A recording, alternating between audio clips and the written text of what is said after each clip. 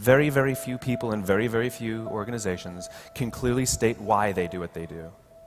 And by why, I don't mean to make money. That's a result. By why, I mean what's your purpose, what's your cause, what's your belief? Why does your company exist? Why did you get out of bed this morning? And why should anyone care? What is your why? Why'd you even get out of the bed this morning? What's your why? Why do you want to do it? What is your gift? Are you an artist? Are you the talent that can produce something no one else produces as a skill or a product or a service or some impact? But life is worth living when you find purpose. If y'all gonna be great on that field, you gotta have a why. You gotta have a reason for why you do what you do.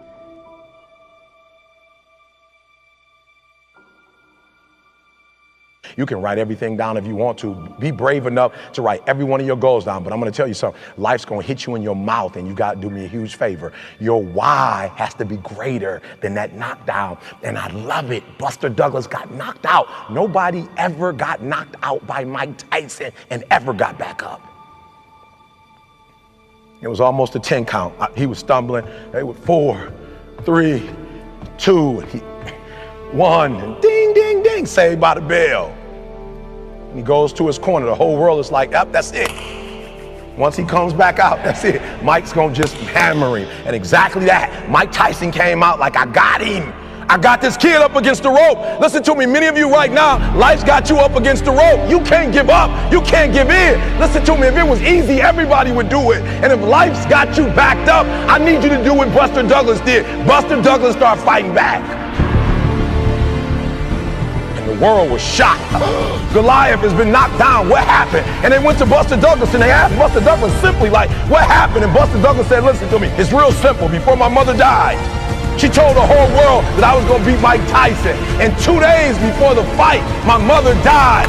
Buster Douglas had a decision to make. When his mother died, he could die with his mother, or he made a decision, I can wake up and I can live for mom. And he knocked Mike Tyson out simply because his why was greater than that punch. His why was greater than defeat. His why was greater than his trial and his tribulation. And I'm telling you, if you don't know what your why is and your why isn't strong, you're gonna get knocked out every single day. If you want to live a life of success, a life of complete success, happiness and fulfillment, you must find your purpose. You see, if you don't know what your purpose is, if you don't know what drives you, what inspires you, then you have no reason to improve your life. How can you improve your life if you have no reason to improve it? Why do you do what you do? Why do you do what you do? What's the reason? Why do you exist? Do you know what it takes to be great? Are you willing to go that extra mile? I tell you time and time again, you will get tired. But if you have a why, we'll give you that extra strength, that extra foot you need, that extra hour you need, the courage. Why are you different from everyone else who's trying to do the same thing you're doing? What makes you stand out? Why are you so important? Find your why. Your why will pull you up when you feel like you don't have the strength to get up anymore. Your why will keep you fighting when everyone else thinks you are out for the count. Why? Who are you fighting for? What drives you? Your purpose is that one thing that lights you up. It's the one thing that will get you up early. That one thing. When you're doing it, time stops. Your purpose may be something you don't want. It may be seeing someone in your past and thinking, no matter what, I will ensure I never end up like that. Your purpose is always something that lights a fire in you. I will do this no matter what. My family is counting on me. My friends are counting on me. I am counting on me.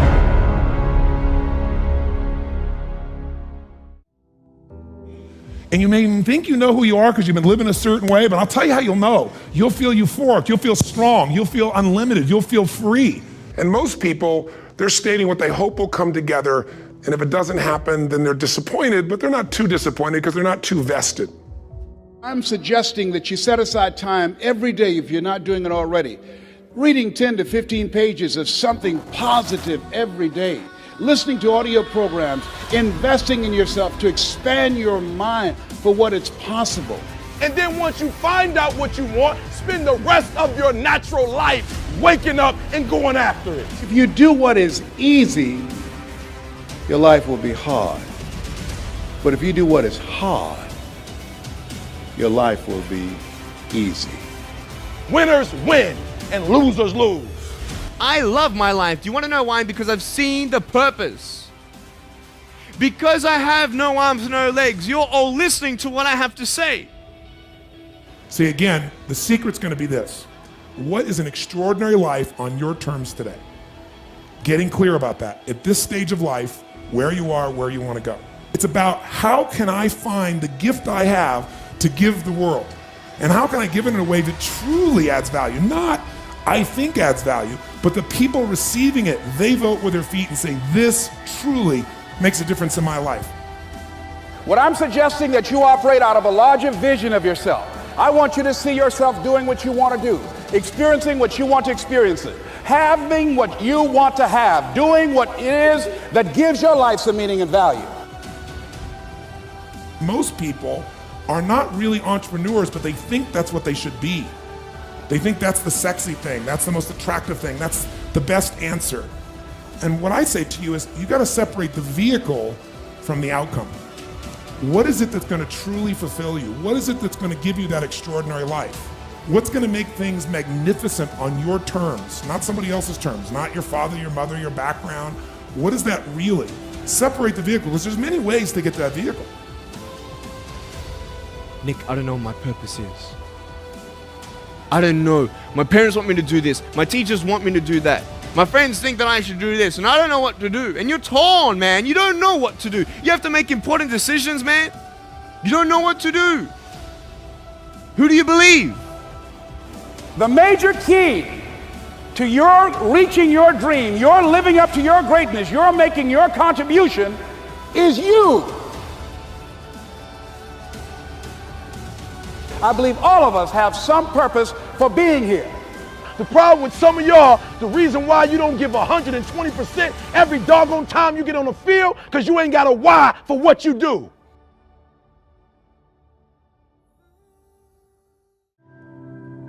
As I talked with my friends, I made an astounding discovery. 80% of them were unhappy with their lives. The most important element is for you to be able to do this, to be able to establish, most importantly, where you really are in your life today. Where are you? And where do you really want to go? What's going to create this extraordinary life? Because some of you right now, if you continue the direction you're going, are going to be successful and unfulfilled, unhappy, and stressed. See, the last chapter to your life has not been written yet, and it doesn't matter about what happened yesterday. It doesn't matter about the things that you've done that you feel guilty about. If you wouldn't do it today, you're convicting an innocent person. The first step is you got to have a vision for what it is you really, truly want. A vision is about what you're here to create. A vision that really works is one that excites you. If you say, well, my resolution, my goal, my outcome for this month, this week, this year is to lose X number of pounds, that's okay, but it's not very compelling. It has to be a compelling vision. It's got to have something that has the power to pull you, not something you have to push yourself to do. Those are two different kinds of motivation. Push requires willpower, and willpower never lasts. What will last is pull. Having something so exciting, so attractive, something you desire so much that you have a hard time going to sleep at night and you get so up early in the morning to rock it and take it to the next level. You have greatness within you. You have the ability to do more than you can ever begin to imagine. And so what I'm suggesting that you do is to stretch yourself, that you constantly look for ways as an entrepreneur, how can you begin to set yourself apart from the competition? What is it that you can do that can make you stand out? Are you incredibly good at management? You really know how to manage or lead people? Are you an extraordinary entrepreneur that can take that gigantic gut load of risk and can create the vision and attract the talent that you need and the managers and leaders? You may have all three abilities, but which one really fulfills you the most? That you've got to find something that you love and that you master that. Henry David Thoreau said, do not go where the path may lead, but go where there's no path and leave a trail.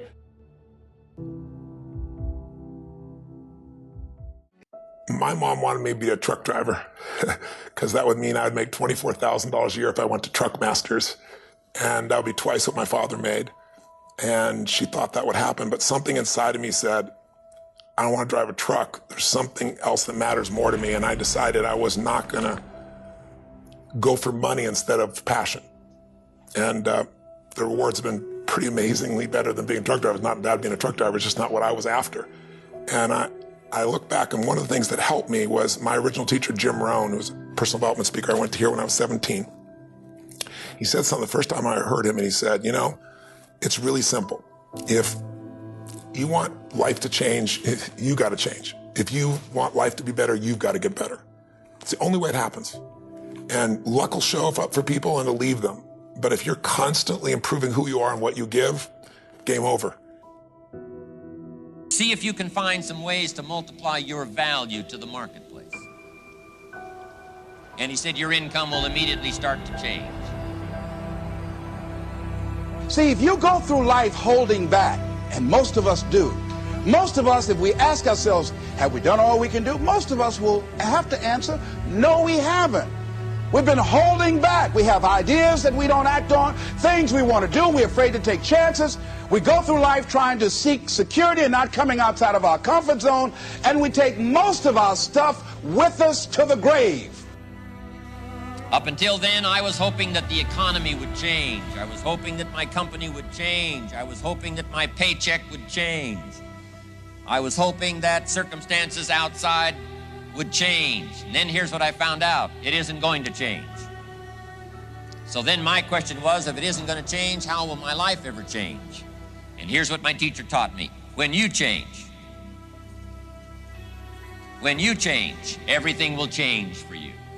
And I'm saying that the fact that you're still here, that you're still breathing, you've got some more work, and you owe it to yourself. You owe it to yourself. So when you get up in the morning, that you can look yourself in the face and say, hey, I'm living my life on my terms. Change your question, change your life. When it comes to planning your life, I want to get you to learn to ask 3 questions now. The question you want to ask yourself is, what do I want? What's my outcome? What's my result? The word RPM, the first one, is to get you focused on the target. The target is not the activity. The activity can change. It's what's the result I'm after. If you know exactly what it is you really want, what you desire, what you're really after, clarity is power. The more clear you are and specifically what you want, the faster your brain can get you there. But if you're generally saying things like, what do I want? Well, I want more money. Fine, here's $1, get out of here. Whether you get the outcome or not, whether you get that result, will be based first, do you have clarity? And the second thing is, whether you got enough emotional juice to keep going after it when things don't work out. Did you achieve the outcome? Yeah, when you're that general, you think you're not getting your goal, you are. The way you language your goal, the way you think about it, you're receiving it. I want to feel a bit better. I want to lose some weight. Fine, you lost a pound, you're done. When you get better, everything will get better for you. That's where I picked up that phrase, for things to change, you've got to change. You don't have to change the marketplace. You don't have to change the marketing plan. You don't have to change the economy. You don't have to change countries. You don't have to change circumstances out there. All you've got to do is look within and see if you can change yourself for the better. And as you change, things will start to change for you. What's the result I'm after? What's the ultimate result? What do I want out of this week, out of this thing, out of my business, out of my life, for my body? Don't concern yourself too much with how you're going to achieve your goal. Leave that completely to a power greater than yourself. All you have to do is know where you're going. The answers will come to you of their own accord. Here's my best advice. Welcome all experiences. You never know which one is going to turn everything on. Are there going to be some moments when you want to give up? Yes. Will there be some moments when it's going to seem like it's impossible? The pain that you're experiencing, the disappointment that you're experiencing, that you're going to say, it's not worth it? Yes, that's going to be right there for you. It's going to be in your face, telling you to go back. When we think about changing our lives, usually that means changing your behaviors, retraining yourself, getting new habits, going out and trying them out and changing your life. This is about changing your thoughts, and then your life will change. Change your thoughts, change your life. Benjamin Disraeli said, nothing can resist a human will that will stake its existence on its purpose. Shortly put, I'll do it or die. Know that all you have to do is hold your goal before you. Everything else will take care of itself. And I can tell you that it doesn't make any difference what age you are, whether you're a teenager watching this, or whether you're someone in your 60s, 70s, 80s, or anywhere along the way, you can make that change. Every thought, every feeling, every emotion you experience in this lifetime is shaped by beliefs and values. All of your life is controlled by decisions you make. Decisions about what to believe, decisions about what to feel, decisions about what to do. And most of us are on automatic pilot, letting the world trigger us instead of taking back control of our life. And when you do that, just think of it this way. Anything you want to change. You want to change your body. You want to change your career, your business, your relationship. What to do requires the right strategy. You want to lose weight and keep it off, you can't obviously just throw your pendulum and go on some silly diet. You got to know the things that are going to give you lasting results. So we teach those strategies. But some people even know what to do, but they don't do it.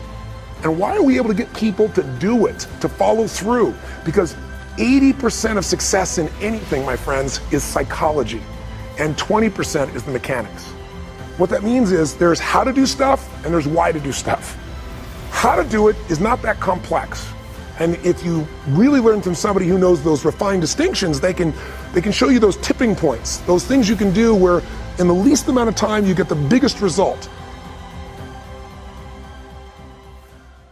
As you look at yourself as a business operator, as you look at yourself as an entrepreneur, as you look at yourself as a person that want to make a mark with your life, that want to leave a legacy, you've got to be hungry. It's better to be prepared for an opportunity and not have one than to have an opportunity and not be prepared. You want to find people who master that, because success leaves clues. And that's the same thing I'm suggesting to you.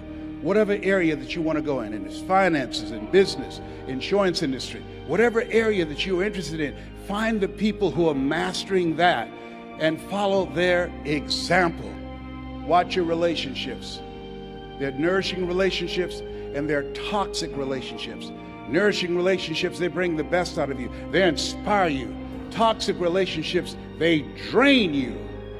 People that are hungry are willing to do the things today others won't do in order to have the things tomorrow others won't have. People that are hungry believe, always strive to get on top in life because it's the bottom that's overcrowded. People that are hungry know if you want to be successful, you must be willing to do the things today others won't do in order to have the things tomorrow others won't have. If you do what is easy, your life will be hard.